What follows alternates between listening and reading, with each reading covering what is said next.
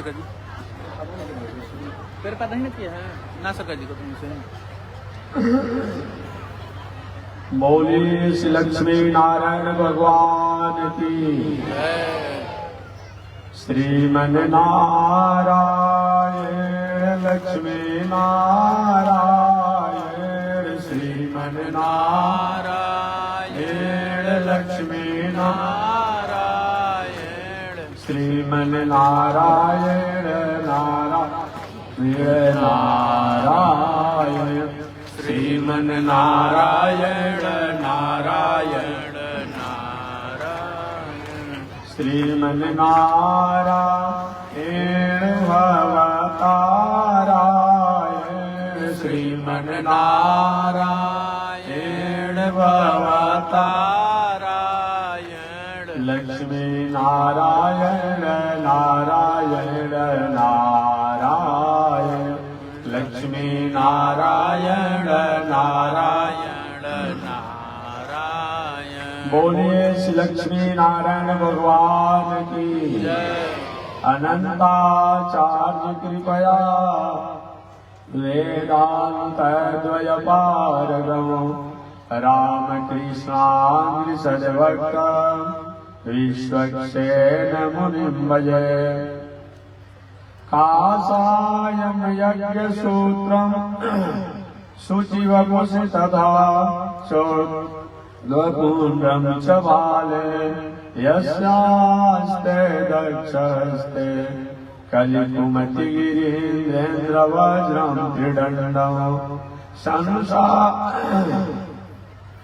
संसाराग्नि प्रशान्त्यै मृतजलममलं दारुपात्रं पवित्रं श्रीविश्वक्सेन सूरे पदकमलयुग श्रेयसे संश्रयामि लक्ष्मीनाथ समारम्भां नाथयामुनमध्यमाम् अस्मदाचार्यपर्यन्ताम् वन्दे गुरो परम्परा नारायणाय विद्महे वासुदेवाय धीमहि तन्नो विष्णु प्रचोदयात् महालक्ष्म्यै च विद्महे विष्णुपत्न्यै च धीमहि तन्नो लक्ष्मी प्रचोदयात् तन्नो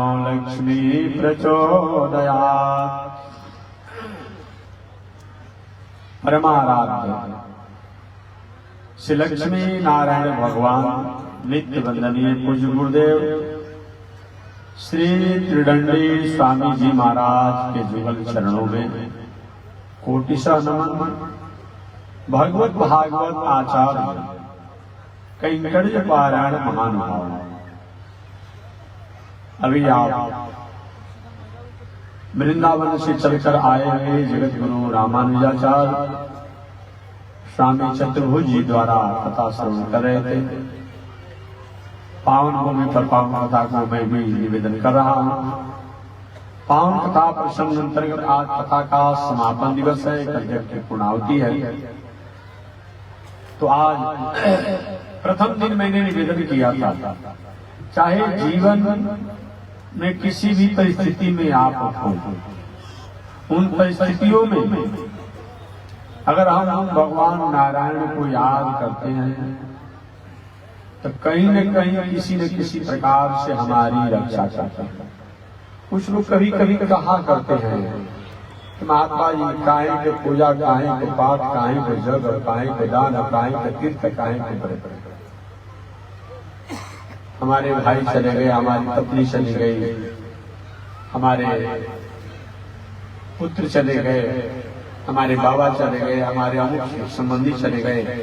अरे क्या मतलब होता है? लोग कभी कभी ऐसा कहा करता है। देखिए ये बताइए, जो आपकी पत्नी थी, आपका विवाह जब तक नहीं हुआ था, आपको पता था उनका कहाँ घर है, कहाँ द्वार है, कहाँ मकान है, कहाँ दलान है? नहीं पता था।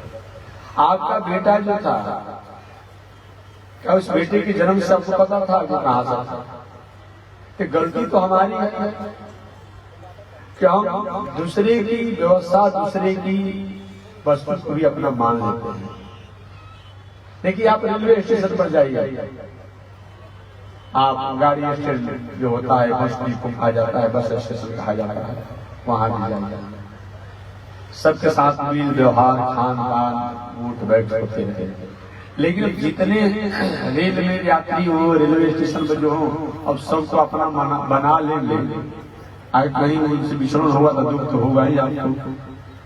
ये चलती गाड़ी दुनिया है, टिकट में हम भी बैठे हैं, संभल कर चलना रे भाई, हराए संग में धोखा है, हरि भजले हरि भजले हरि भजले का नाता है। श्रीमद् भागवत महापुराण में कथा आती है राजा चित्रकेतु की। राजा चित्रकेतु बहुत बड़े यशस्वी राजा थे। एक विवाह हुआ, कोई बेटा नहीं हुआ, दूसरा विवाह हुआ। ऐसे पुत्र की प्रतीक्षा में राजा चित्रकेतु ने लगभग 1 लाख विवाह किया। तो बहुत, अभी तो सरकार द्वारा बहुत प्रकार की पाबंदियां हैं, 2 ही विवाह पर पाबंदी है। उस जमाने का समय था।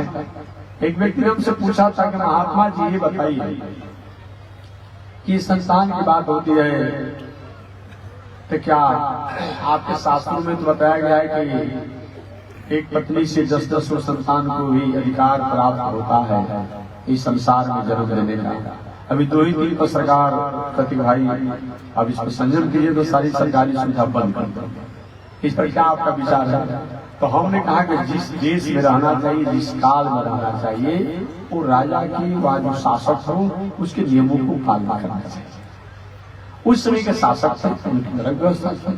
आज हमारे जो शासक हैं उनके एक भाई हम इतने ही लोगों को हम शिक्षा की व्यवस्था, स्वास्थ्य की रक्षा, सुरक्षा की व्यवस्था, दवा बीरों की व्यवस्था, रोड गली नली, आवास, बिजली, भोजन की व्यवस्था करने में सक्षम है, तो उसके अनुसार ही हमें व्यवस्थित होना चाहिए और उसी में रहना चाहिए। जो जैसा राजा हो, जैसी शासन हो, जो व्यवस्था हो, उसके अनुसार हमें रहना चाहिए। आज की व्यवस्था है, संसार रहना है। एक उस जमाने की मैं बात कर रहा हूं। अरे और बात छोड़िए, मैं हमारे भगवान श्री कृष्ण की कितनी पत्नियां थी। हालांकि परिस्थितियों में पत्नियों को उतना रखना पड़ा, बात समझ लेगा। भगवान श्री कृष्ण के सही में आह्लादनी पत्नी तो रुक्मिणी जी है, कुंडी नरेश की राजकुमारी रुक्मिणी जी है।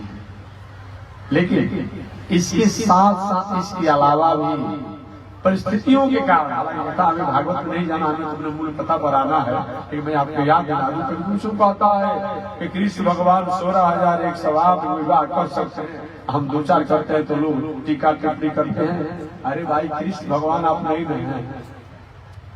और बताइए, लड़कियां जन्म ले, आज जन्म लेते ही कहीं हे पिताजी, हे माताजी, हमको हॉस्पिटल ले चलिए, नहीं तो किसी प्रकार के इन्फेक्शन होकर कोई रोग होने की संभावना हो। ऐसा अगर बेटा जन्म लेते बोलेगा तो उस बेटा को घर में रखा जाएगा, घूर को फेंक दिया जाएगा, कहीं दूसरे जगह उठा कर रख दिया जाएगा। नहीं जी, भगवान श्री कृष्ण जन्म लिए जेल में। लोग कहा करते थे कि महाराज जी सब आप लोग बकवास बात है कि भगवान श्री कृष्ण जब जन्म लिए तो जो पहारा देने वाले थे वो सो गए, हाथ में बेड़ियां थी, हथकड़ियां थी, वो सब खुल गई। वसुदेव जी की और देवकी की किवाड़ खुल गया। अब शंका नहीं ना तो है, अब तो हाईटेक का ट्रेन चल गई है। रोज आप देखते हैं नई ट्रेनें चली है कि ऑटोमेटिक स्टेशन पर आ रही है तो गेट खुल जा रहा है। ऑटोमेटिक जो स्टेशन से अपने आप में आगे बढ़ते तो गेट बंद हो जा रहा है। अब तो शंका नहीं करेंगे, अब काहे की शंका करेंगे भाई। एक जमाना था जो विज्ञान उस मुकाम तक उसको हम जान नहीं पाते थे तो हमारी शंकाएं थी, लेकिन अब शंका करने की बात नहीं है। अब तो ऐसा एक कोई चीज लिक्विड है, ऐसा कोई चीज है, क्या चीज कि आप तुरंत बस बेहोश हो जाएगा। बात समझ लीजिए। और बात तो छोड़िए ना, अभी तो नया इलेक्ट्रोपैथ, होम्योपैथ, ये लोग अनेक प्रकार की दवाएं चल रही है कि बाल जो है ये बाल को कबार करके एक दो लेकर के और दवा में डाल दिया जाएगा और उसी से आपको दवा होते रहेगा। और मैं अपनी बात कहता हूँ, हमेशा मैं झारखंड प्रदेश से आ रहा था, अचानक गाड़ी आज की आधुनिक युग की थी, किसी हमारे भगवान के भक्त की गाड़ी थी। मैं गाड़ी में गई, स्वामी हमारे गाड़ी में बैठ रहा है, बैठ गए। कुछ ही दूर हम लोग आए तो गाड़ी में से मशीन से लिखने लगा engine check, engine check, engine check. परेशान हो गए। अरे भाई सामान्य गाड़ी होता तब तो किसी मिस्त्री क्या दिखा दिया जाता। अब इंजन चेक दे रहा था। हुआ कि चलो भाई, तो हम लोग उधर झारखंड से आ रहे थे तो हुआ कि जपला में डाल्टनगंज दिखा दिया जाए।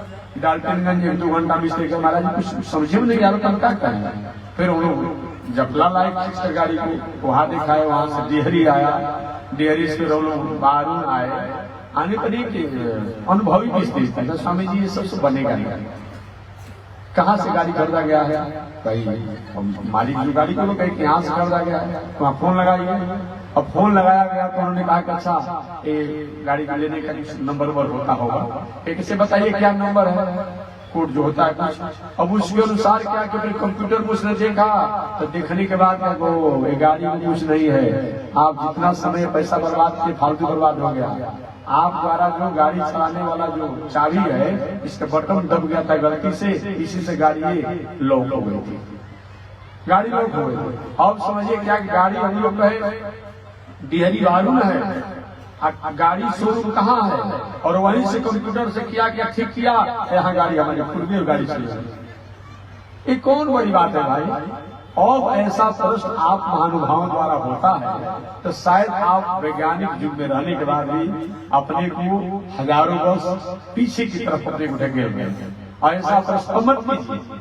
जब एक कंप्यूटर कहाँ से सेटिंग करके गाड़ी के शोरूम में और गाड़ी कहीं दूसरे जगह खड़ी है उसको जब अपने आप ठीक ठाक किया जा सकता है तो कहीं भगवान से कि सारे कंप्यूटर के दिमाग बनाने वाले हैं और वो कहीं अगर कारागार में आ जाए और कहीं कंस के कर्मचारी लोग कहीं बेहोश होकर सुतिए जाए और गेट खुलिए जाए तो कौन आश्चर्य की बात है कि इतना इसमें बहुत बड़ा दिमाग लगाने की बात है।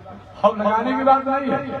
भगवान श्री कृष्ण गए प्रकट हुए तमद्भुतम बालकं मुझे क्षणं चतुर्भुजं शंकरायुधायुधं श्रीवत्सलक्ष्मंगलसो विकौस्तभं पीताम्बरं सान्द्रं पयोधसौभगं महारवै दुर्ज किरीटि कुंडल तुषा परिशक्त सच कुंडलम उद्यान कांचन कंकणादि विरोचमानं वसुदेव देशिका। अब भला ऐसा होता है तम अद्भुतम बालकं मुझे क्षणं, वो बालक ऐसा अद्भुत है कि जन्म लेते ही बोलने लगा, कहा कि पिताजी वसुदेव जी, हे माता देवकी, हमको मामा कौन से डर नहीं है। मेरी विरक्ति विलास से सारी दुनिया फलती है, फूलती है, विकसित होती है। और जब विरक्ति विलास में थोड़ी सी तिरछा कर लेते हैं दुनिया का संहार हो जाता है। ये तो आप लोग के प्रेम में मैं आपका बेटा बन करके आया हूँ, पुत्र बन करके आया हूँ, तो उसकी अनुसार ही लीला करना है, बस तो मुझको भय नहीं।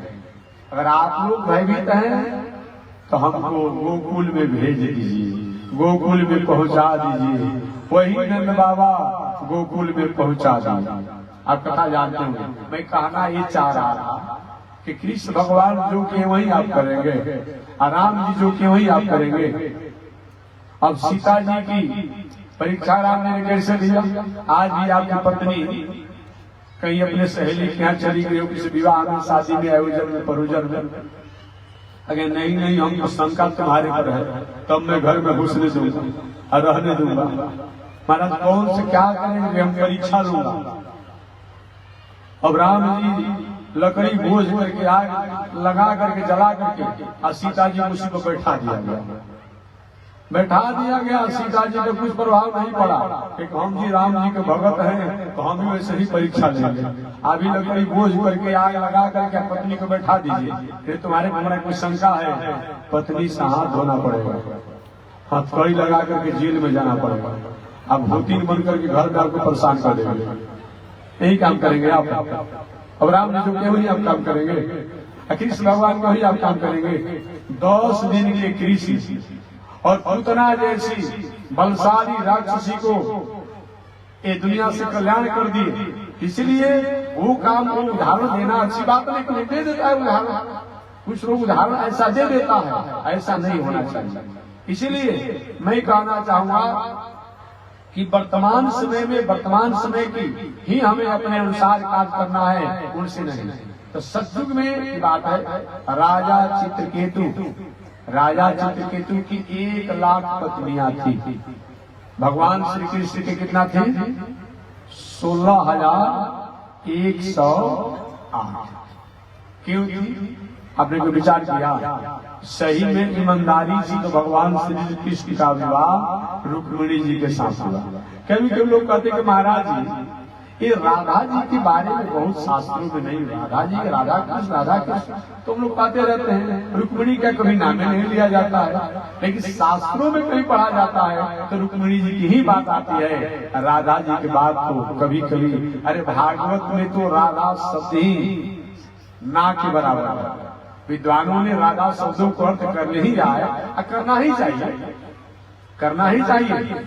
आपके पास 1 किलो दूध हो और उस 1 किलो दूध में से आपने 100 ग्राम खीर बना दिया और 100 ग्राम का कहीं चाय बना दिया, 100 ग्राम का दही बना दिया, 100 ग्राम उस दूध के और किसी काम में ले लिए, तो वस्तु जानने वाला अनुभवी जानता है, भले राबड़ी बना है, दही बना है, पेड़ा बना है, अमुक बना है, रसगुल्ला बना हुआ है, ये क्या है?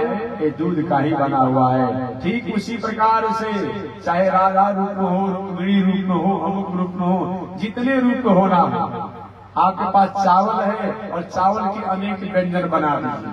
आपके पास आटा है, आटा के अनेक भोजन के व्यंजन बना दिए, लेकिन जानने वाला अनुभव जानता है कि आटा और चावल ही है, इसको अलग अलग तरीकों से व्यंजन बनाया गया है। ठीक वही बात है, चाहे कृष्ण भगवान की 1 पत्नियां हो, राधा हो, रुक्मिणी हो या और अनेक हो, लेकिन सब क्या है?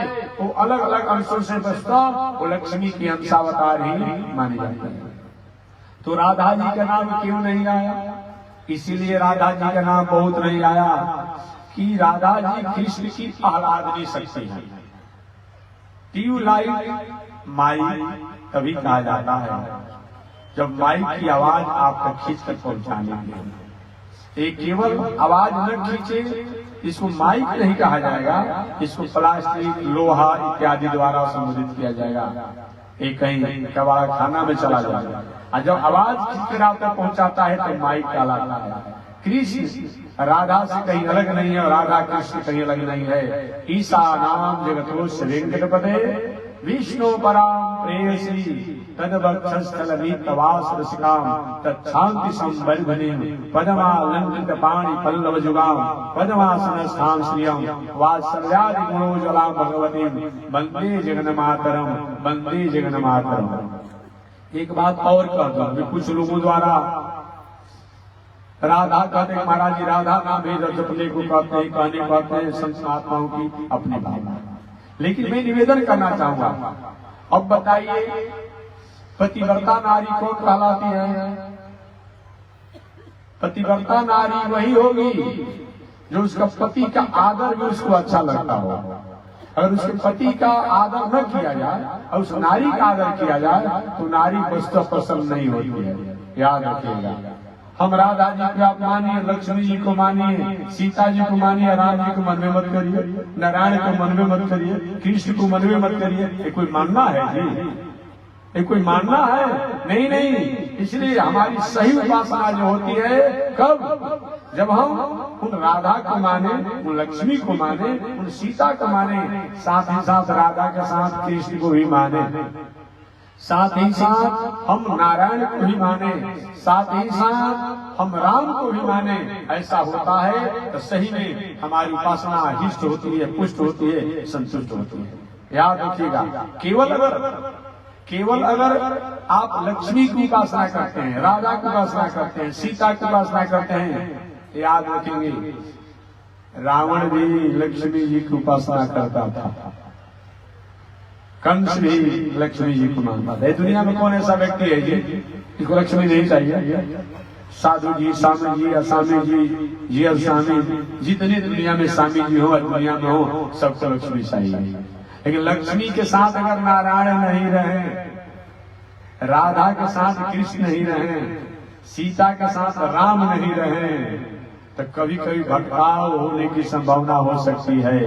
यही हुआ कि रावण ने लक्ष्मी को तो माना, लेकिन राम जी को नहीं पहचान पाया, परिणाम उसके जीवन में अच्छा नहीं हुआ। कंस ने, शिशुपाल ने लक्ष्मी को माना, पदवान पे हुआ में सुजान बना, लेकिन कृष्ण को नहीं पहचाना, उसका कल्याण नहीं हुआ। और हिरण्यकशिपु ने लक्ष्मी को तो माना, लक्ष्मी को माना तभी तो राजा बना हुआ था, लेकिन कृष्ण नारायण को नहीं पहचाना, सब कुछ उसका समाप्त हो गया। अब सही में चाहते हैं कि हमारे यहाँ लक्ष्मी बनी रहे, तो लक्ष्मी के साथ साथ नारायण को भी जानिए, नारायण को भी मानिए, तब तो सही में लक्ष्मी की प्रशंसा होगी। ऐसे भी किसी माताओं की बात उदाहरण, किसी की उसकी स्त्री को माना जाए और उसको पति को अपमान किया जाए, वो पतिव्रता नारी कभी आपका प्रसन्न नहीं होगी। अरे मेरे पति को अपमान करता है, कैसे मेरा भक्त हो सकता है? ठीक वही बात है पतिव्रता नारी कि जैसे पति की से अलग करके उसको आदर किया जाता है, वो सही में उसके प्रति प्रसन्न नहीं होती है। अगर सही में कृष्ण को छोड़ करके, राम को छोड़ करके, नारायण को छोड़ करके अगर कहीं राधा जी को, कहीं सीता जी को, कहीं लक्ष्मी जी करते हैं, तो हमारी उपासना में कहीं न कहीं उदासी होने की संभावना बन सकती है। इसलिए हमें दोनों की उपासना करनी चाहिए। तो मैं निवेदन करना चाह रहा था कि भगवान श्री कृष्ण का 16,108 विवाह करने की कौन सी नौबत पड़ी, यही बात मैं संक्षिप्त में सुना देना चाहता हूँ। आप जानते तो हैं कि भगवान श्री कृष्ण का सबसे प्रथम विवाह किसके साथ हुआ था? राधा जी के साथ। कहाँ हुआ था? हांडीर वट। कराने वाले कौन थे? ब्रह्मा बाबा। देखिए, सबका अलग अलग काम होता है, गुरु पुरोहित ये सब होते हैं। अब हुआ ब्रह्मा जी में, मैं बहुत बड़ा ज्ञानी ब्रह्मा हूँ, गुरु पुरोहित की को बहुत बड़ी सलाह नहीं ली गई। ब्रह्मा बाबा ने भगवान श्री कृष्ण की राधा जी की छोटी अवस्था में उनका विवाह, अल्प अवस्था में विवाह हुआ था। पहले के जमाने में, कल या परसों कहीं मैंने बताया था कि अष्टवर्षम भवेत गौरी नवधात रोहिणी, 8 वर्ष की कन्या को गौरी कहा जाता है, 9 वर्ष की कन्या को रोहिणी कहा जाता है, और 10 वर्ष की कन्या को कन्या कहा जाता है। आज लोग कन्यादान कर रहा है, कहते महाराज जी 14 गुण मिल रहा है, 16 गुण मिल रहा है। अरे भले आदमी, महोदय जी, आप कन्यादान जैसा फल मत देखिए। कन्यादान जैसा फल तब देखा जाएगा जब 8 वर्ष 10 वर्ष की जब कन्या का विवाह करेंगे तब, और जब किशोरावस्था में बालक होगा तब विवाह करेंगे। 20 वर्ष के बाद, स्नातक के बाद विवाह करेंगे कन्या का, और लड़का का विवाह करेंगे 25 वर्ष के बाद। और गुण की बात करते हैं, नहीं, अगर 14 गुण मिले, 12 गुण, हम तो कहते हैं 10 गुण भी मिल जाए ना, गन्ना मन्ना ठीक प्रकार से बन जाए ना, तो विवाह कर लीजिए, भगवान मंगल करेंगे। 4 काम जरूर ध्यान दीजिएगा। 4 काम, अपना गोत्र नहीं होना चाहिए, अपना कुल खानदान नहीं होना चाहिए, और नारी एक नहीं होना चाहिए। ये जो ध्यान दीजिए। कभी कभी लोग प्रश्न पूछे रहते हैं कि महात्मा जी, अगर गोत्र अलग अलग हो और देवता एक ही हो, तो क्या करना चाहिए कि नहीं? कुछ पूछते हैं कि, या कुछ लोग कहते हैं कि गोत्र एक ही हो और देवता अलग हो। दोनों बात होती है, गोत्र एक हो और देवता अलग अलग हो, या देवता एक हो गोत्र अलग अलग हो, ये प्रश्न करते हैं। मैं निवेदन करना चाहता हूँ, देवता अलग अलग का मतलब क्या होता है? देवता अलग का मतलब, या गोत्र एक हो और देवता अलग अलग हो, इसे नहीं होगा। बात समझिए, गोत्र एक है, किसी का माने कश्यप गोत्र है, और देवता क्या हो गए? किसी का शंकर जी हो गए और किसी का हनुमान जी हो गए। एक बात कहते हैं, तो कहीं हमारा विवाह होना चाहिए? बिल्कुल नहीं होना चाहिए। गोत्र एक हो, देवता अलग हो, तो नहीं विवाह होना चाहिए। आप हमसे पूछेंगे महात्मा जी क्यों नहीं होना, देवता तो अलग है। देवता से क्या मतलब है? जैसे आपके पिताजी के 4 भाई हैं, आपके पिताजी के 4 पुत्र हैं, 4 पुत्र हैं। एक पुत्र जो है हनुमान देवता को मानते हैं, एक जो है शंकर देवता को मानते हैं, एक भैरव देवता को मानते हैं, एक सूर्य देवता को मानते हैं। 4 भाई जो है 4 देवता के मानते हैं, लेकिन हैं तो एक ही पिता के पुत्र, गोत्र तो चारों का एक ही है। बस यही बात जानना चाहिए। अगर कोई ऐसा आपको समझा दे रहा है तो थोड़ी विचार कीजिए कमरा बुद्धि से। देवता अलग हो सकते हैं, लेकिन गोत्र अगर एक है तो नहीं करना चाहिए। अपना गोत्र, अपना कुल, अपना खानदान और नाड़ी एक नहीं होना चाहिए। नाड़ी एक होने से अनेक प्रकार के कष्ट, रोग और संतान में अवरोध और विषम परिस्थितियों होने की संभावना रहती है। अरे ऐसे तो कुकुर सियार के गन्ना मना देखा जाता है, बता दे तुमको बाल बच्चा होता है कि नहीं होता है? सुअर का गन्ना देखा जाता है, कुंडली बनता है, ये कोई मतलब होता है क्या? कोई कहे महाराज जी तो नहीं कहते क्या हो जाएगा, कौन रुकने जा रहा है?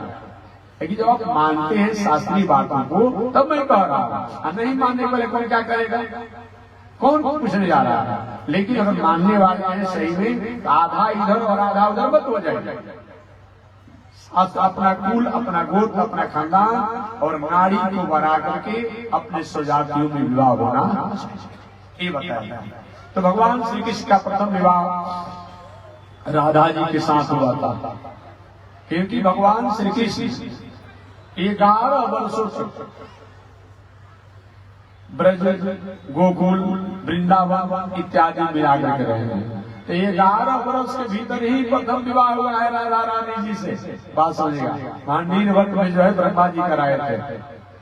14 वर्षों तक भगवान श्री कृष्ण मथुरा में रहे। 11 वर्षों तक ब्रज, गोकुल, वृंदावन में मिलाकर रहे, कहाँ रहते हुए, और 14 वर्ष रहे मथुरा में। कुल मिलाकर 25 वर्ष से हो गया। अब 100 वर्ष रहे द्वारिकापुरी में, 100 वर्ष द्वारिकापुरी में रहे। तो राधा रानी के साथ जो 11 वर्ष के भीतर का ही विवाह है, ब्रह्मा जी ने कराया, उनसे आगे चलकर कोई वंश परंपरा का अधिकार प्राप्त नहीं हुआ। इसके बाद रुक्मिणी जी का विवाह हुआ। आप जानते ही होंगे रुक्मिणी जी का विवाह। अभी हमारे कथा में आज बता रहा था, कहने मैंने सहज कर दिया, ये मत कहें कि भगा कर से बात मत कहिए। अरे भाई, जिसका जो हो, कहीं लोहा में, कहीं आप देखते होंगे एक चुंबक होता है, किसी धातु में लोहा मिला रहा तो चुंबक सगाई में क्या करेगा, लोहा को खींच लेता है। तो शक्ति जो है शक्तिमान के साथ रहेगी, दूसरे के पास थोड़े रहेगी। तो शक्तिमान को चाहे वह जैसे भी पहचानना हो, स्वीकार करना हो, स्वीकार करेगा, पहचानेगा। तो मैं निवेदन करना चाह रहा था, कुंडिनपुर के राजा जो थे, वे उनकी बेटी का नाम था रुक्मिणी, साक्षात लक्ष्मी स्वरूपा थे। रुक्मिणी जी के पिता, रुक्मिणी जी की भाभी, रुक्मिणी जी की माता, ये सब लोग चाहती थी कि हमारी बेटी का विवाह द्वारिकाधीश कृष्ण के साथ होना चाहिए। लेकिन रुक्मिणी का भाई जो था, रुक्मी नाम था उसका, रुक्मी नाम था, वो कृष्ण से ईर्ष्या करता था, और ईर्ष्या के कारण वो अपनी बहन का विवाह शिशुपाल के साथ तय कर दिया था। ठीक कथा है ना, शिशुपाल के साथ तय कर दिया था। ये बात रुक्मिणी जी को पसंद नहीं पड़ा, रुक्मिणी के पिताजी को पसंद नहीं पड़ा, रुक्मिणी जी के माताजी को पसंद नहीं पड़ा। एक दिन रुक्मिणी जी अपने पुरोहित जी ब्राह्मण देवता कहेंगे, ब्राह्मण देवता आप लोग विश्वास के भाजन हैं।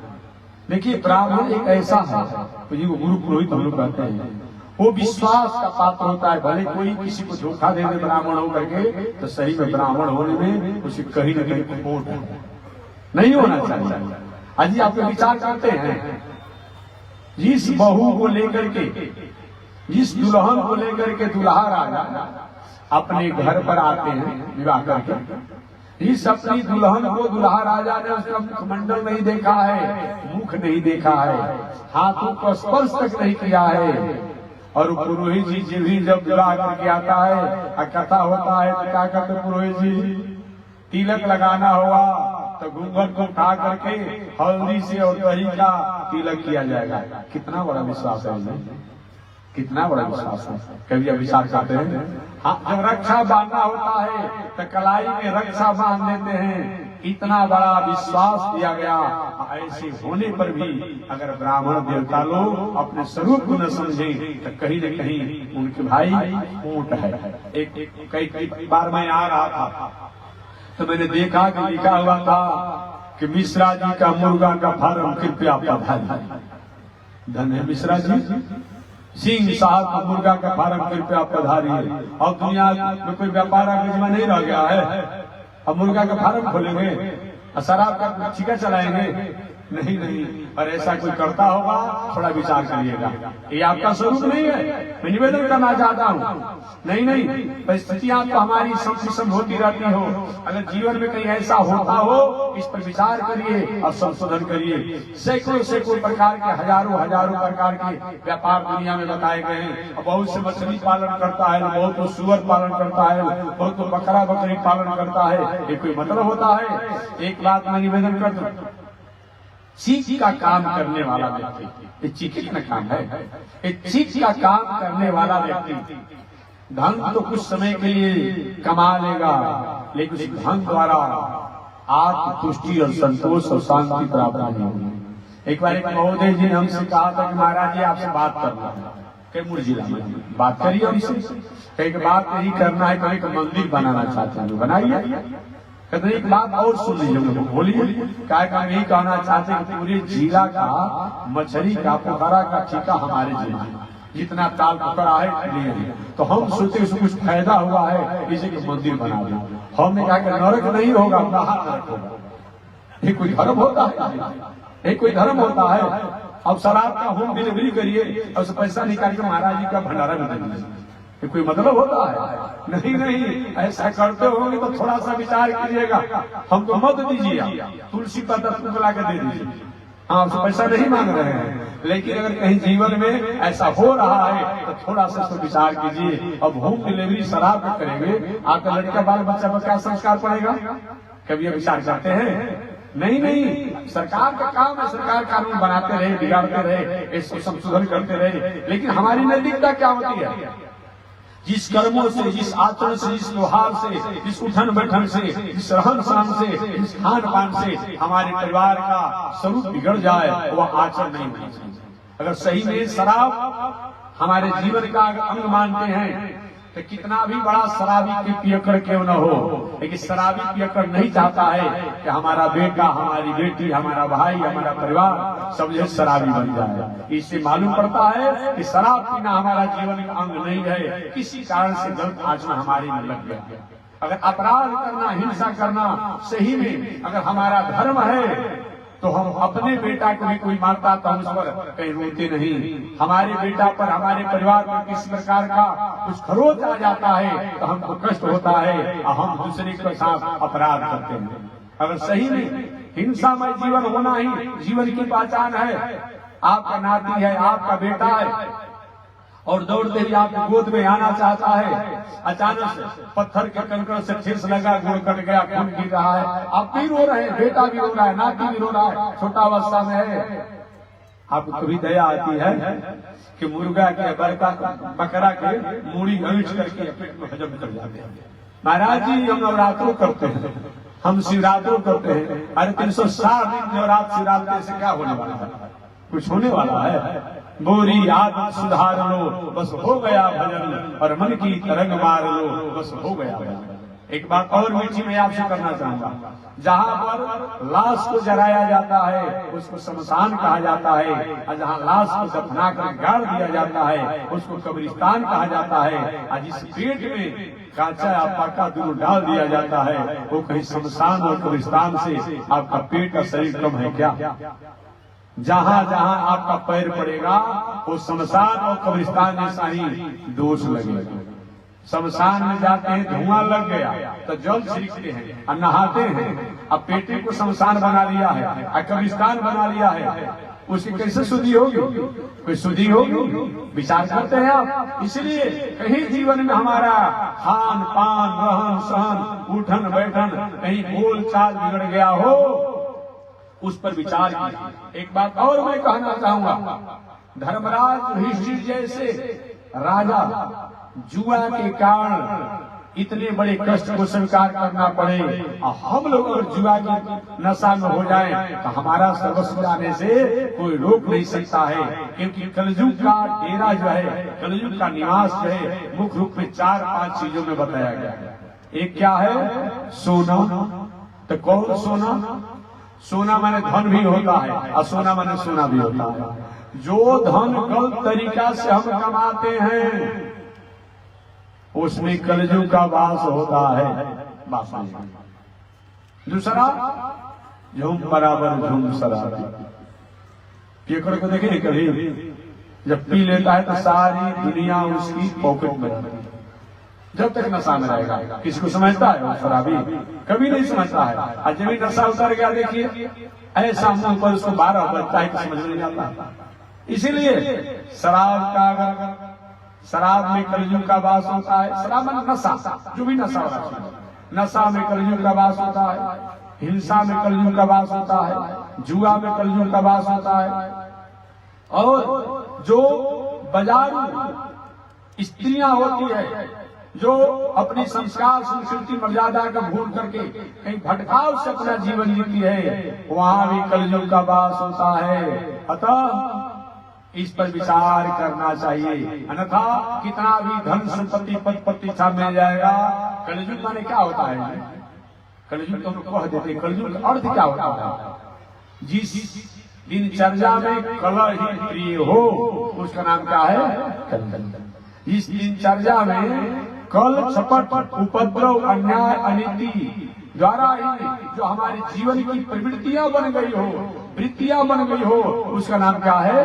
कलयुग है। अतः इस पर विचार होना चाहिए। और ऐसा नहीं होता है तो सही में हमने अपने जीवन को समझाना, हमने अपने जीवन को खो दिया।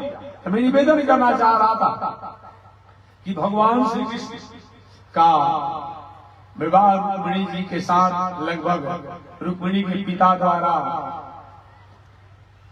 माता द्वारा, उनके भाभी द्वारा, सब लोगों द्वारा तय कर दिया गया था। लेकिन रुक्मिणी का भाई रुक्मी जो है वो शिशुपाल से अपनी बहन का विवाह तय कर दिया था। ये बात को अच्छा नहीं लगा रुक्मिणी जी को। और ब्राह्मण देवता को, ये ब्राह्मण देवता आप लोग पृथ्वी के भूसुर कहे जाते हैं। भूसुर माने क्या होता है? वो देवता को तो हम कभी कभी देखते हैं अपनी साधना द्वारा, लेकिन पृथ्वी के देवता जो भूदेव कहे जाते हैं, कहते हैं कि हे गणेश जी, हे अमुक देवता, आइए गोबर में बैठी। बैठ जाना पड़ता है ना, पूजा करते हैं हम। ऐसे जो है, जो जल में, आकाश में, पृथ्वी में, अग्नि में, उन देवताओं को आवाहित करके मंत्रों द्वारा, ये मंत्र माने क्या होता है? शक्ति। ये लोहा है, प्लास्टिक है, वैज्ञानिकों ने अपने विज्ञान की तकनीकी द्वारा इसमें शक्ति संचार कर दिया है। ये माइक कहलाता है, ये ट्यूबलाइट शीशा है, प्लास्टिक है, और इसमें वैज्ञानिकों द्वारा एक प्रकाश को संचारित कर दिया है। प्रकाश देने का ट्यूबलाइट कहलाता है, वेपर कहलाता है। तो चाहे वह मिट्टी ही क्यों न हो, पत्थर ही क्यों न हो, चाहे कागज ही क्यों न हो, और जिसको विद्वानों द्वारा, ब्राह्मणों द्वारा, अगर मंत्रों द्वारा, मंत्र की विद्या द्वारा, ज्ञान द्वारा प्रवाहित कर दिया, संचारित कर दिया, तो क्या मूर्ति नहीं हो जाएगा? वो पत्थर माइक हो सकता है, ये शीशा कचकाड़ा है, ट्यूबलाइट वेपर प्रकाश दे सकता है, और वहां नहीं आप मानेंगे। कौन इससे अलग है भाई? ये दुनिया में कौन अलग है? और एक बात और मैं कहना चाहता हूँ नास्तिकों जो बात बार बार किया करते हैं, यहाँ तो कहता है, नास्तिक कहते रहते हैं कि मूर्ति से क्या होने वाला है, तो यही नियम लागू होगा। ईसा साहब के यहाँ जाते हो तो वहां पर हाथ जोड़े वो मूर्ति तुमको सब कुछ दे सकता है। आप कहीं जाते हो चदरा चढ़ाने के लिए, तो चदरा चढ़ाने सबको शांति मिल जाती है, वो भी तो पत्थर से मिलता है जी। वो भी पत्थर है, सीमेंट है, बनाया गया, वो क्या है, वो क्या है बता दीजिए। उन महान भाव से पूछना चाहता हूँ, वो भी तो पत्थर सीमेंट ही है। वहां जो जिसकी मूर्ति एक हाथ जोड़ दो, वो तो पत्थर पसाड़ है। अरे और बात छोड़िए, बहुत दर्शन वाले की बात मैं कहता हूँ, अब गया में जाते हो आत्मतुष्टि को प्राप्त करते हो, वो क्या है, वो भी तो पत्थर है। कोई भी ऐसा व्यक्ति है जो मूर्ति से अलग है, ये मंदिर से अलग है। अरे और छोड़ दीजिए, ये अपने को जो कम्युनिस्ट कहलाने वाले हैं, सोशलिस्ट कहलाने वाले हैं, चारवाक, लेनिन इत्यादि नामों से जाने जाते हैं, क्या वो मूर्ति की पूजा नहीं करते हैं? वो भी मूर्ति पूजा करते हैं। उनके कोई समाज सेवी द्वारा कहीं चले गए इस दुनिया से असमय से, उनके चौक चौराहे पर मूर्ति बैठाते हैं, उनको माला लगाते हैं, हाथ जोड़ते हैं। अरे भले आदमी, तुम तो मूर्ति मानते ही नहीं हो, हम माला लगा रहे हो। कि महाराज माला तो इसलिए मैं लगा रहा हूँ कि इनके द्वारा समाज के लिए कुछ काम किया जाएगा। इनके कामों को याद करके इनकी यादगारी, इनका पुण्यतिथि मनाता हूँ, इनका मैं जयंती मनाता हूँ। वही बात यहाँ भी है। जिनको हम आज राम कहते हैं, जिनको कृष्ण कहते हैं, जिनको वामन कहते हैं, जिनको नरसिंह कहते हैं, जिनको दुर्गा, काली, शंकर, शिव, हनुमान के नामों से जाना जाता है, इनके द्वारा भी प्रकृति और प्राणी, सृष्टि और समष्टि के लिए कार्य होता है और किया गया है उनकी यादगारी में, और उनको हम स्तुति कर दिए। ये कौन आपत्ति की बात है? कौन इससे अलग है? नहीं मैं जाना चाहता हूँ, कोई अलग नहीं है। इसलिए इतने ब्राह्मणों पर विश्वास है। भगवान श्री कृष्ण के पास रुक्मिणी जी ने ब्राह्मण को चिट्ठी लेकर विदा किया, हे द्वारिकाधीश, कहीं सिंह का आहार कहीं सियार न करे, अर्थात मैं आपकी थी, आपके हैं और आपके रहूंगी, हमको आप सहज स्वीकार कीजिए। वहीं भगवान श्री कृष्ण ब्राह्मण देवता के साथ द्वारिकापुरी से कुंडिनपुर में आए और रुक्मिणी जी की आज्ञा पर भगवान ने अपने रथ पर बैठा करके और द्वारिकापुर लेकर के आए। कथा आप जानते होंगे, भगवान का पहला विवाह रुक्मिणी जी के साथ हुआ। इसके बाद आपने जाना भगवान का एक विवाह सत्यभामा जी के साथ हुआ। कथा आप लोग जानते होंगे। सत्यभामा के पिता का नाम था सत्राजीत, उनके पास एक मणि था और मणि जब था तो मणि में बहुत बड़ा गुण था, वो सोना भी देते रहता था। अब एक बार संयोग से सत्राजीत के भाई की मृत्यु हो गई, मणि को पहन करके घूम रहा था। अब हुआ कि नहीं कृष्ण पहले इस मणि को चाहते थे, उनको नहीं मिला तो हो सकता है कहीं उन्हें सत्राजीत के भाई पशुजीत को मरवा करके मणि ले लिया। भगवान के हम जानते नहीं और हमारे पर कलंक लग गया। किसी तरह से पता लगा करके उस मणि को पुनः वापस किया गया और मणि को वापस किया गया। वो मणि दूसरे के पास नहीं था, जो त्रेता जी के जामवन थे वो अपने बेटी को एक खिलौने के रूप में दे दिए थे। जामवन जी कहे, प्रभु मणि को ले ही लीजिए, मेरी एक बेटी है जामवती, इसको भी आपको स्वीकार करना पड़ेगा। वो जामवती को उन्होंने सौंप दिया। इस पर जामवती के साथ विवाह हो गया। सत्राजीत ने विचार किया कि मैंने झूठा कलंक लगाया, एक कलंक को मिटाने के लिए उन्होंने अपनी बेटी को दिया कि गोविंद ये बेटी को ले लीजिए, मणि को ले लीजिए। तो भगवान का सत्यभामा के साथ विवाह हो गया। ऐसे कालिंदी के साथ, नागजीती के साथ भगवान का 8 विवाह हुआ। ये 8 विवाह 8 प्रकृति का सूचक है। 8 प्रकृति के मालिक भगवान ही है। लव निमेश परिमाण युग वंश कोटि सदचंड भजसी रे मन राम को कालु दास को दंड। ये भगवान ने 8 प्रकृति के सूचक जो है ये उन्होंने 8 विवाह किया। और फिर 16,100 और विवाह भगवान के हुए। वो काहे हुए? एक बहुत बड़ा प्रभावशाली पृथ्वी का बेटा था, क्या नाम था? भौमासुर नाम था। अब उसकी एक अपना पागलपन था, और क्या कहेंगे, एक पागलपन का ईगो समाया हुआ था। पागलपन का ईगो वही उसको था कि लाखों लाखों की संख्या में जब राजकुमारियों को किसी बड़े घर के राजा की लड़की होती उसको अपहरण कर लेता, पकड़ लेता और लाकर नजरबंद करके खाने में रखता। ऐसे करते करते लगभग 16,100 राजकुमारियों को पकड़ करके अपनी नजरबंद करके खाने में रखा था। संयोग से यह घटना नारद जी द्वारा भगवान को पता चला। प्रभु अगर युवतियों पर, कुमारियों पर आप कृपा नहीं करेंगे या तो अपने जीवन को समाप्त कर देगी या तो उनका जीवन ही बिगड़ जाएगा, आप कृपा कीजिए। भगवान द्वारिकाधीश गए और कृष्ण गए और उस भौमासुर को मारने के बाद सारी 16,100 जो युवतियां थी, कन्याएं थी, उनको मुक्त किया। जाओ अब अपने पिता के पास जाओ, अपने भाई के पास जाओ, जहाँ तुम्हारा मुकाम है वहां जाओ। उन सभी ने कहा प्रभु मेरे पिता मुझे स्वीकार नहीं करेंगे, मेरे भाई मुझे स्वीकार नहीं करेंगे, उनके दिमाग में बात बैठ चुकी है, कभी मेरी बेटी की जुग नहीं रह गई है, ये मेरी बहन की जुग नहीं रह गई है, बस तो हमारे में कोई दोष नहीं है, लेकिन हमें स्वीकार नहीं करेंगे तो हमारा जीवन या तो मैं भटकाव में चली जाऊंगी या तो मैं सुसाइड हो जाऊंगी। अतः हमारे में जानती हुई आपकी शक्ति को, महिमा को, बल को आप हमें स्वीकार करें। आपके पास वैभव की कमी नहीं, धन की कमी नहीं, कहीं न कहीं आपका हम अनुचरी बन करके, आपकी दासी बन करके मैं रहूंगा। भगवान ने उन सब की भावनाओं को आदर करते हुए 16,100 और विवाह किया। इस प्रकार 16,108 भगवान के विवाह हुआ। ये सबके साथ होगा।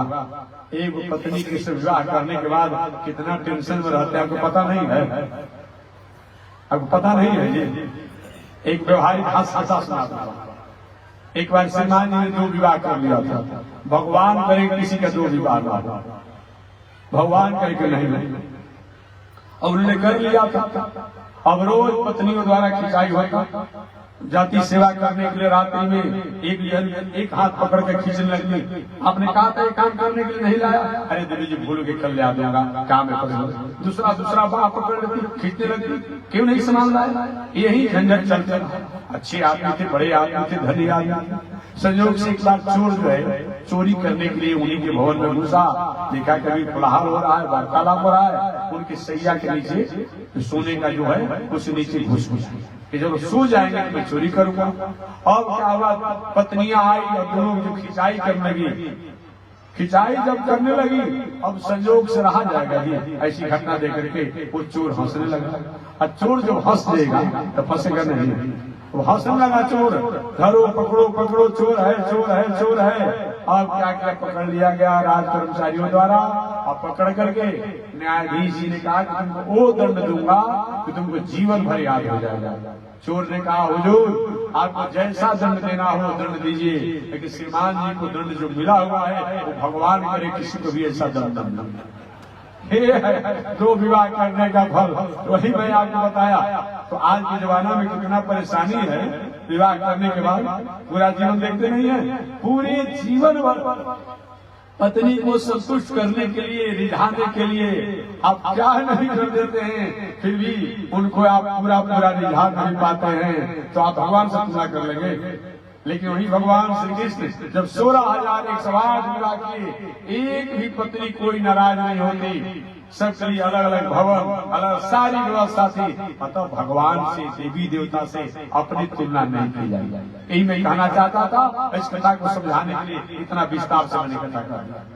तो राजा चित्रकेतु, मैं बताया कि राजा चित्रकेतु 1 लाख पत्नियां थी और 1 लाख पत्नियों में किसी से कोई संतान नहीं था। ये भी विडम्बना है। संयोग से विलास रहा करते थे। एक बार नारद जी और अंगिरा ऋषि राजा चित्रकेतु के यहाँ आए कि गुरुजी आप जैसे संत चाहेंगे तो निश्चित रूप से घर में मेरा बालक किलकारी करने लगेगा। अरे भाई तुम्हारा भाग में प्रारब्ध में नहीं है तो हम क्या करेंगे। नहीं गुरुजी आप लोग चाहेंगे तो हो जाएगा। जो काम को लकीर नहीं करता है वो काम को फकीर करता है। क्या जो काम को लकीर नहीं करता है, लेकिन मैंने भाग प्रारंभ ब्रह्मा की जो काम को लकीर नहीं करता है वो काम को फकीर करता है। एक उदाहरण कथा दे करके तब कथा मूल कथा प्रवेश कर जाऊंगा। एक बार की बात है, नारद जी महाराज घूमते घूमते एक भक्त जी के यहाँ गए और भक्त जी सारे साधनों से संपन्न थे, कोई संतान था नहीं। नारद जी महाराज जी मेरे पुत्र कोई नहीं है, कृपा किया जाए। शास्त्र का नियम है कि 4 भाई हो और 4 भाई में एक भाई का भी पुत्र हो तो और शेष भाई पुत्र वाले माने जाते हैं। या तो बेटी का बेटा हो जाए, भाई का पुत्र हो और किसी को गोद ले लीजिए, ये सब पुत्र ही शास्त्र से माने जाते हैं। और कुछ नहीं हो, संत महात्मा को ही बेटा बना लीजिए, भगवान को पुत्र बना लीजिए, ये शास्त्र में इस प्रकार से कोई न कोई तरीका से पुत्र को होना चाहिए। अब उनको कोई पुत्र नहीं था। नारद जी से कहा महाराज जी कृपा किया जाए। नारद जी को प्रारब्ध में है नहीं, नहीं महाराज आप नहीं करेंगे तो हम आपके सामने बढ़ जाएंगे, आशीर्वाद दीजिए होने के लिए। नारद जी देखो भैया संतों से आग्रह तो करना चाहिए लेकिन दुराग्रह करना चाहिए। अगर दुराग्रह करोगे तो दुराग्रह का फल अच्छा नहीं होता। याद रखिए जब जब ये दुराग्रह हुआ है इस दुराग्रह का परिणाम अच्छा नहीं हुआ, इसलिए दुराग्रह मत करो। नहीं माने वो भले आदमी, और जब नहीं माने भले आदमी तब नारी को बेटा तो होगा पुत्र तो होगा लेकिन पुत्र से तुम्हें शांति नहीं मिलेगी कि महाराज पुत्र होने दीजिए ना, बाद में शांति की बात की जाएगी। और क्या हुआ, संत है तो संत है। नारद कहे कि ठीक है चलो पुत्र होगा। आगे समय पा करके राजा चित्रकेतु को एक पुत्र हुए। राजा चित्रकेतु को पुत्र हुए। अब पुत्र जब हुए तब पुत्र होने के बाद कुछ ही समय को बालक था कि अचानक शेष रानियों ने विचार किया कि हमारी बड़ी रानी के पुत्र होने के चलते शेष सभी रानियों के प्रति राजा का आदर कम हो गया है। इस सबका कारण एक बालक ही है, इसको क्यों न मार दिया जाए। अब एक दिन सोई हुई अवस्था में बालक को शेष रानियों ने मंत्रणा करके विष पिला दिया। बालक मृत्यु को प्राप्त किया। और मृत्यु को जब प्राप्त किया, जब रानी आई देखिए रे बेटा पास सोया हुआ है, बिलक बिलक कर रोने लगी, तड़प तड़प कर रोने लगी, करूं क्रंदन करने लगी। पुत्र इसके पहले मैं जब आता तुम्हारे पास तो मेरी आंचल में आने के लिए, मेरे गोद में आने के लिए, मेरे दूध का पान करने के लिए तुम उछलते हुए और इनकारी करते हुए मेरे गोदों में आ जाते। इतनी गाढ़ी निद्रा में क्यों सोए हुए, जगो जगो ऐसे करके बालक को जगा रही है। बालक तो है नहीं, वो तो इस दुनिया से चला गया।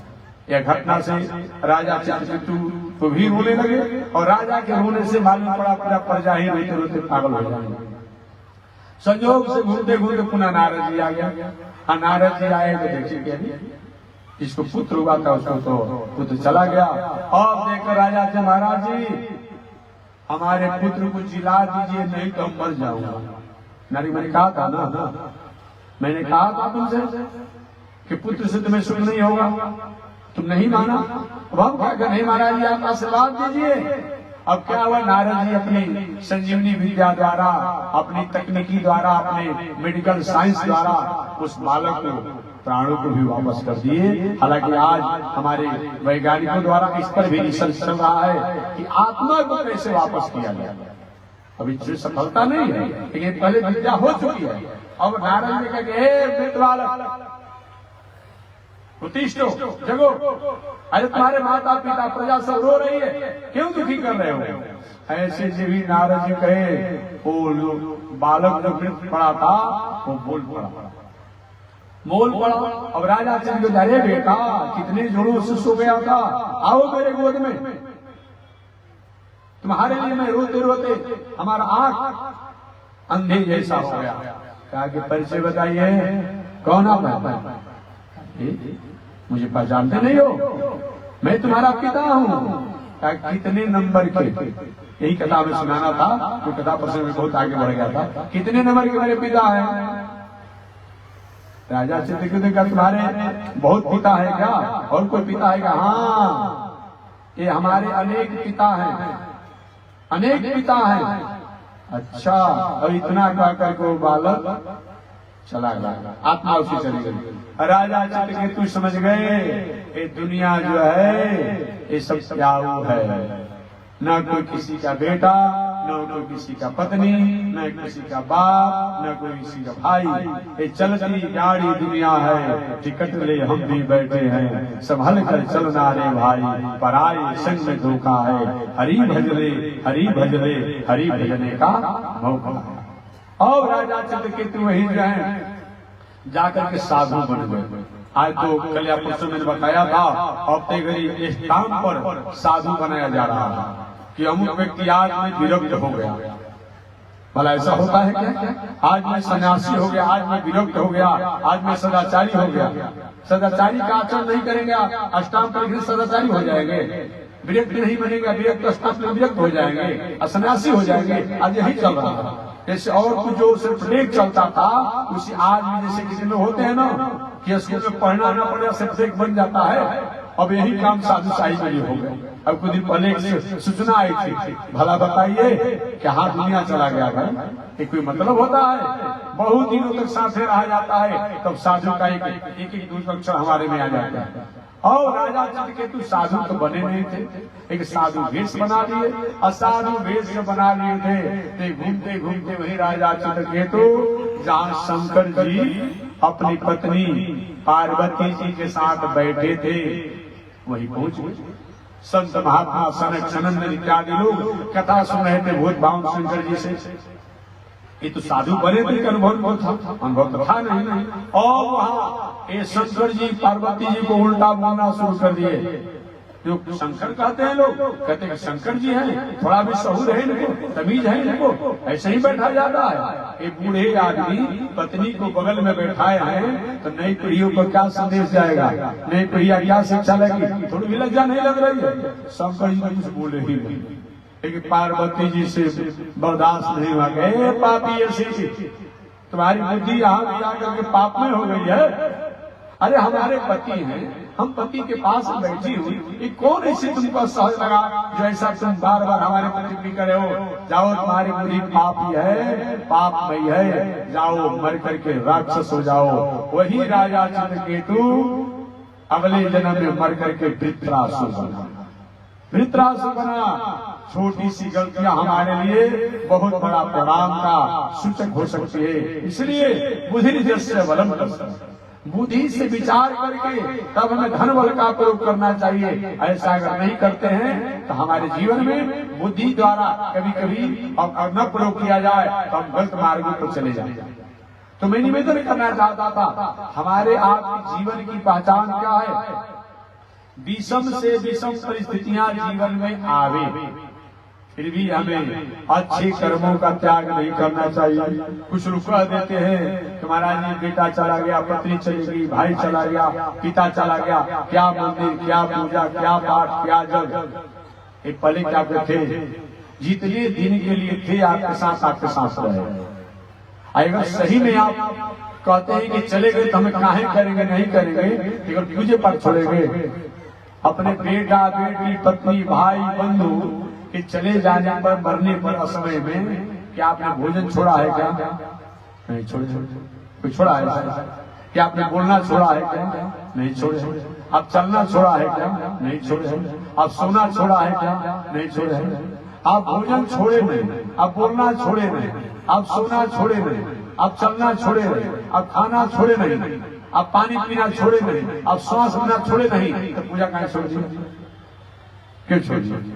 छोड़ना है तो सब कुछ छोड़। घर पुत्र चला गया, अब काहे भोजन करना, काहे को पानी पीना, काहे कुछ करना? जब वो नहीं छोड़ते तो क्यों छोड़ते हैं? इसलिए जो महापुरुष होते हैं जीवन में विषम परिस्थितियां आती है, वे कहीं भी सत का त्याग नहीं करते हैं और सत पैर नहीं बढ़ाते हैं। ऐसा विष्णु पदम निर्भय, वह विष्णु भगवान का चरणारविंद है, वही हमें निर्भय को प्राप्त करता है। इसके लिए मैं निवेदन किया था कि आरता विषणा शिथिला शभेता घोरे सुव्या दिशु वर्तमाना संकीर्तनारा इन शब्द मात्र विमुक्त दुखा सुखिनो भवन्तु। चाहे आर्त स्थिति हो, उस आर्त स्थिति में भी अगर उन परमात्मा की श्लाघ्य किया जाए तो निश्चित रूप से परमात्मा कृपा करते हैं। आप भक्तों ने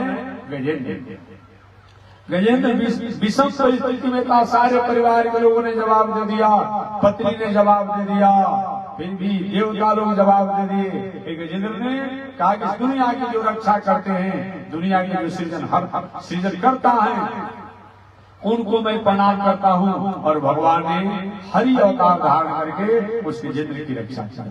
हारता विषाणा, विषाण की स्थिति में अर्जुन थे।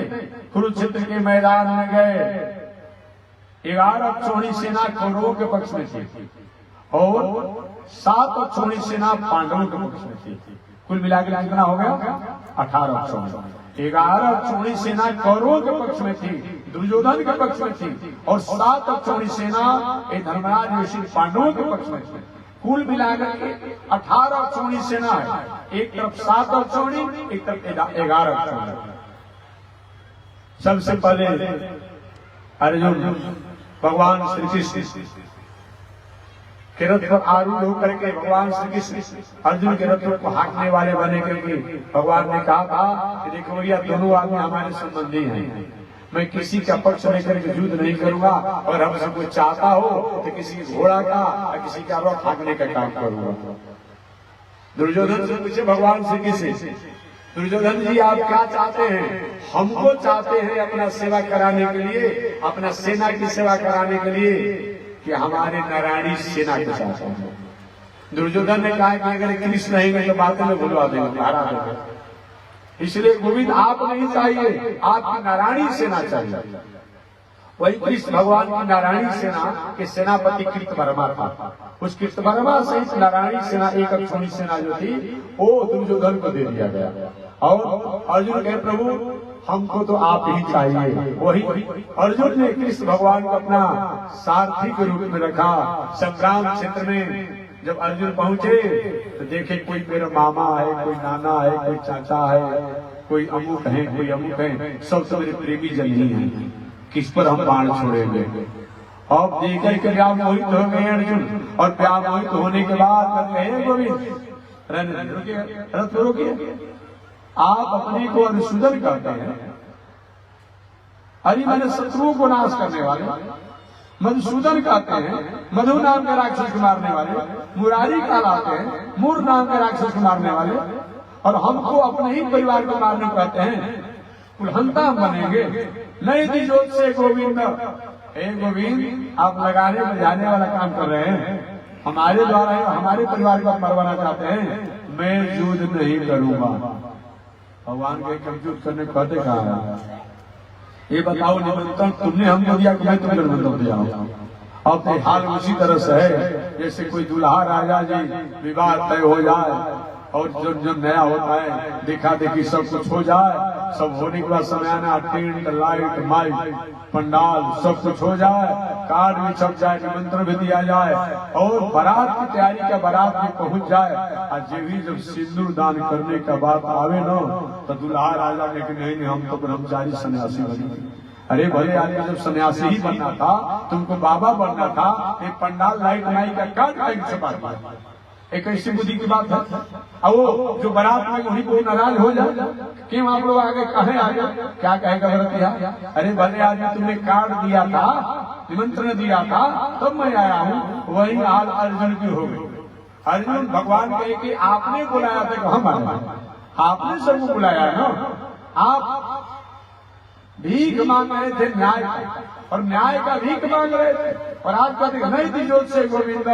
उस समय भगवान श्री कृष्ण ने अर्जुन को 700 श्लोक वाला गीता की कथा सुना, गीता की कथा सुनाई, और गीता की पूरी 700 श्लोक की जब कथा सुन लिए, इसमें गीता में बहुत भगवान ने कहा अर्जुन इस शरीर आते जाते रहता है, इस शरीर में रहने वाला आत्मा जो है वो कहीं किसी को मारने से मरता नहीं है, काटने से कटता नहीं है, जलने से जलता नहीं है। इसलिए ये जो शरीर द्वारा जो हुआ है, इस शरीर का ही व्यवहार होगा, आत्मा के व्यवहार को अपने कर्म अनुसार आत्मा का अलग हुआ। ऐसा जो उपदेश दिए, तो उपदेश देने के बाद वही अर्जुन जो रो रहे थे कि मैं युद्ध नहीं करूंगा, कहते हैं कि नष्ट हो मोह अस्मृति लब्धा करी से बचना तब, महाराज अब मेरा मोह नष्ट हो गया, अस्मृति लब्धा मैंने अपने स्मरण को प्राप्त कर लिया, अपने स्वरूप को प्राप्त कर लिया, और करी से बचना तब, और मैं आपकी आज्ञा को पालन करूंगा।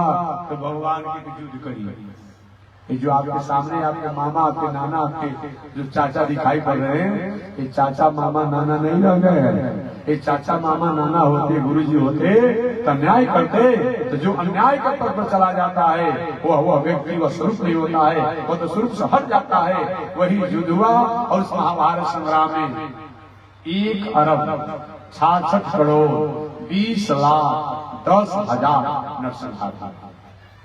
इतना बड़ा नरसंहार एक संग्राम में अल्प समय में और कहीं नहीं सुना गया।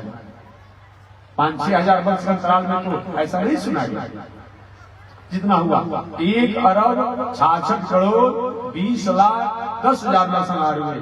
अभी हमारी भारतवर्ष की जनसंख्या उतनी नहीं है। भारतवर्ष की जनसंख्या कागजी रूप में तो कुछ कम है, लेकिन ऐसे जो व्यवहारिक रूप में हमारी देश की जनसंख्या लगभग 1.5 अरब है।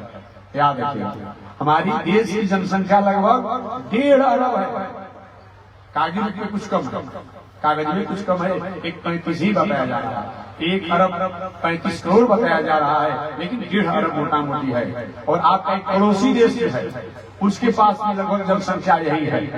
तो दोनों मिलाकर के 3 अरब हो गया। अब बाकी 5 अरब में पूरे विश्व की जनसंख्या। पहले 7 अरब जनसंख्या थी, अब जनसंख्या बढ़ गई है, इसलिए हमको 8 अरब कहना पड़ा। तो 1.5 अरब आपकी जनसंख्या, 1.5 अरब आपका एक पड़ोसी देश, बड़ा देश है जनसंख्या में, उसका है। और 5 अरब में पूरे विश्व की जनसंख्या है। समझिए, उस समय 1 अरब 66 करोड़ 20 लाख 10,000 नरसंहार हुए और 10,000 लोग लापता हो गए। मात्र 10 ही लोग बचे महाभारत संग्राम में। 5 पांडव, कृष्ण भगवान 6, उसके बाद कृपाचार्य जी 7, कृतवर्मा 8 और सात्विकी 9, अश्वत्थामा 10। यही 10 लोग मात्र महाभारत संग्राम में बचे, बाकी सब के सब लोग पलायन गए। ऐसा बड़ा नरसंहार हुआ। तो मैं निवेदन करना चाहता हूं, अर्जुन जो है विशाल भक्त है, अपने स्वरूप से भटक गए थे।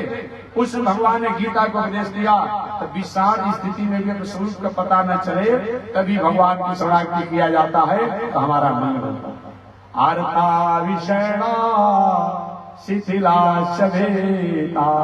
शिथिल अवस्था में द्रौपदी की जब लज्जा को अपने ही लोगों द्वारा, अपने ही सभा में जब लूटा जा रहा था, दुर्योधन की आज्ञा पर दुशासन द्वारा, उसमें और कोई जब रक्षा नहीं किया, तब द्रौपदी कहती है, भो कृष्णाच्युत भो कृपालय हरे, भो पांडवा नाम सखे, क्वासी क्वासी सुयोधनाधितहिताम, भो रक्ष मातुरम।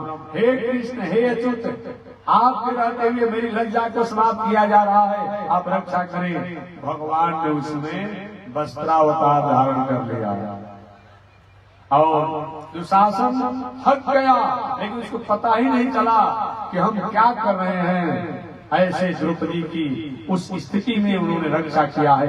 आर्ता विषैणा शिथिल अवस्था में रक्षा किया है। शिथिला शभीता भय की अवस्था में अजामिल ने जमराज के दूतों द्वारा उसको जब प्रताड़ित करके ले जाने की बात हो रही थी, उससे विष्णु के दूत आकर के जमराज के दूतों को धर्म और नीति की बात बताए। दोनों के सम्मान को लेकर के अजामिल के मन में आया कि हमने अपने बेटा का नाम लिया था, अपने पुत्र का नाम लिया था, तो भगवान के दूत आकर के हमारे प्राणों की रक्षा किए। और सही में अगर भगवान का हम नाम लेंगे तो कौन हमें रोक सकता है, कौन नहीं अपने आप में हमें बचाएगा। ऐसा विचार करके वह अजामिल उस भय की अवस्था में परमात्मा से कृपा को प्राप्त किया। अतः हम और आप भी अगर घोर भय में भी हो और रहते हैं तो हमारा उद्धार होगा। आर्ता विषाणा शिथिला शभीता घोरेषु च व्याधिषु वर्तमाना। घोर व्याधि आने पर, घोर, आपने एक संत की कथा आप जानते होंगे, बिल्व मंगल नाम का दक्षिण भारत में एक संत थे, और उस बिल्व मंगल जी के नेत्रों समाप्त हो गया था। कथा बहुत विस्तार से है। संयोग से एक बार लोग जा रहे थे मथुरा वृंदावन की तरफ, और मथुरा वृंदावन की तरफ जब जा रहे थे कि हमको भी आप लोग ले चलिए। लोग ले गए उनको। अब जब ले गए तो सोचे इस महात्मा कहाँ कहाँ वो पिछाले चले गए, कुछ आगे ले जाके उनको छोड़ दिए, वो बेचारे जहाँ पर है। भगवान ने विचार किया आगे कैसे इसकी रक्षा करें, कैसे इस पर कृपा करें। भगवान एक छोटा ब्रह्मचारी का वेश बना कर सूरदास जी प्रणाम, वो सूरदास जी जिसका अपना नाम जानूंगा, सूरदास जी प्रणाम महाराज, मैं आपके लिए पकवान लाया हूँ। नहीं पकवान भोजन तो खाएंगे जब हमारी सेवा का भी शर्त लेंगे कि हमारा लंगोटी खींचेंगे, हमारा कमंडल ले चलेंगे, हमको स्नान कराएंगे, हमको सुलाएंगे, तब तो मैं भोजन करूंगा तो पास में जाऊंगा। भगवान को ठीक है चलिए तो होगा तो मैं करूंगा काम। और भगवान रोज आते उनका लंगोटी खींचते, उनका स्नान कराते, भिक्षा कराते, चले जाते। एक दिन पूछे सूरदास, ये सूरदास नहीं जो आप कथा जानते हैं, बिल मंगलदान का नाम सूरदास, जिसको नित्य से दृष्टि नहीं हो वो सूरदास संबोधित समझे है कि आप कहाँ से आते हैं, क्या आपका पता है। तो भगवान को साक्षी बात कहे कि मैं आपके पास ही नहीं हूँ। तो हो सकता है यहाँ मैं यहाँ से बगल बोलूं, कहाँ आप रहते हैं, क्या नाम है, कहें कि जिस नाम से जो पुकार दे, इन बात है जिस नाम से पुकारिए परमात्मा को। अच्छा अब इसमें ऐसा कुछ पता नहीं बता सकता। अचानक उनको अनुभव हुआ बिलो मंगल जी को, हो न सकता है भगवान की कृपा करने आ रहे हैं। अब एक दिन देखिए मैं भोजन तब करूंगा जब उनको वृंदावन के सन्निकट आप पहुंचा देंगे। ठीक है महाराज, सोचे कि चलो हमारा भी झंझट छूट जाएगा। और भगवान की डंडा पकड़वा दिया बिलो मंगल जी को, जो सूरदास में थे, वो डंडा पकड़वा दिए, आगे चल रहे भगवान से छोटे अवस्था में बालक बन करके, अब पीछे से बिलो मंगल जी सूरदास गए डंडा पकड़े हुए। सोचे कि कैसे ये दूसरा कोई नहीं हो सकता है, भगवान ही हो सकता है। और क्या किए, अब कैसे भी जो सूर लोग होते हैं वो लोग और लोगों से उनकी बुद्धि तीव्र होती है। अब होना ही चाहिए कि भाई दुनिया की उन्होंने घटनाओं से तो देखा नहीं है, तो स्मरण शक्ति जो होती है, मेमोरी जो होती है और अच्छी होती है। ऐसे कभी ट्रेन में आप देखेंगे कितने सूरदास होते हैं, जो जन्मान होता है इतना सुंदर ताल में गाएगा कि क्या कलाकार को गाता है। कभी कभी ट्रेन में घूमते रहते हैं, अपना डंडे पर बजाने लगता है, खाली पर इतना सुंदर बजाएगा क्योंकि दुनिया की घटनाओं को देखा नहीं है, तो अच्छा अपने आप में काम हो। अब इस सोचिए कि नहीं दूसरा नहीं हो सकता है, ये तो भगवान हो सकते हैं। और क्या क्या बिलो मंगल जी धीरे धीरे हाथों को छड़ी से बढ़ाते गए, अब बढ़ाते बढ़ाते भगवान को आगे चल रहे थे। अचानक जाकर के और भगवान के गटा पकड़ ले, बस बस बस बस बस पकड़ में आगे में पहचान गया आप कोई दूसरा नहीं है, आप तो भगवान हैं। अब उसी समय भगवान ने क्या किया, अपने हाथ को झटका, अब बगल में कुआं जैसा था, एक हाथ था, उस कुआं में जाकर गिर पड़े बिलो मंगल जी। अच्छा हमको आपने कुएं में गिरा दिया, ये कौन आपके पास बात विशेषता है। अरे महाराज भले ही आपने हमें कुएं में गिरा दिया, लेकिन मेरे हृदय में जो बैठे हैं, अगर मेरे हृदय से आप हट जाइए तो मैं आपको बलवान मानूंगा। और भगवान सब आकर के उनके नेत्रों पर हाथ फेरे और दिव्य शक्ति को प्राप्त कर लिए। ऐसी विषम परिस्थिति में अगर हम भगवान की शरणागति करते हैं तो निश्चित रूप में भगवान कृपा करते हैं। अतः आरता विषणा शिथिला शभेता घोरे सुचव्या देशु वर्तमाना संकीर्तनारा इन शब्द मात्र विमुक्त दुखा सुखिनो भवन्तु। किसी भी परिस्थिति में अगर परमात्मा की हम शरणागति करते हैं तो निश्चित रूप में हमारा मंगल होता है। तो बस इसी शब्दों के साथ मैं वाणी को विराम दे रहा हूँ। आगे परमात्मा की जैसी इच्छा, और एक बार भगवान का नाम लें। कल 10 बजे दिन से लेकर के और 10 बजे रात 6 बजे